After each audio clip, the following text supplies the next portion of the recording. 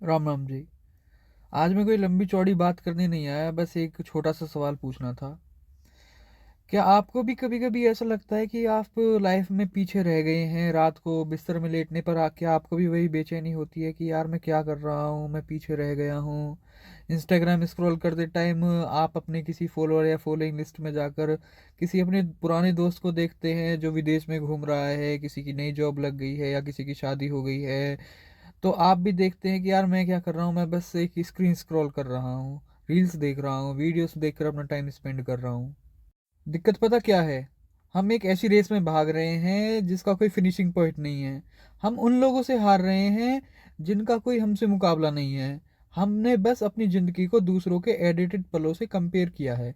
दूसरी दिक्कत एक और है, हमने अपनी वर्थ, अपनी कीमत बाहरी चीज़ों से कंपेयर करनी शुरू कर दी है।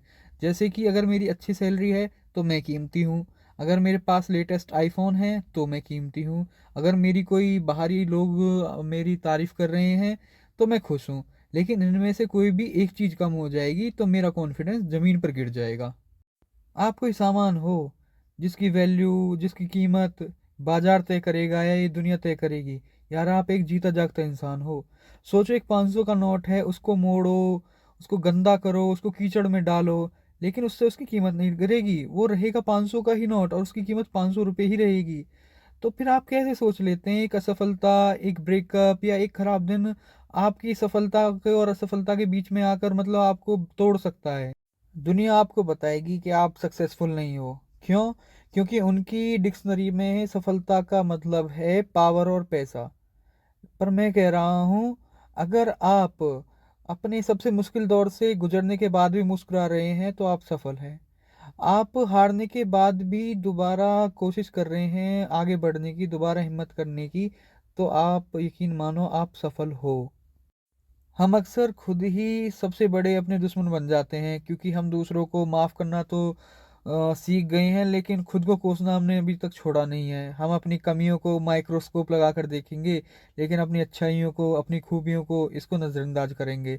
याद रखिए, आप जैसा कोई भी दुनिया में नहीं है। आपकी कहानी अलग है, आपका संघर्ष अलग है, तो ऑब्वियसली मेरे भाई आपकी मंजिल भी अलग ही होगी। तो आज आप एक काम करेंगे, सबसे पहले उस रेस से बाहर निकलेंगे जिसने आपकी शांति छीनी हुई है, क्योंकि सभी के जीने का तरीका अपना अलग अलग है। आप दो फूल हैं, उनको ही ले लो, गुलाब और सूरजमुखी। दोनों का खिलने का समय और तरीका अपना अलग अलग है, लेकिन दोनों खूबसूरत फूल हैं।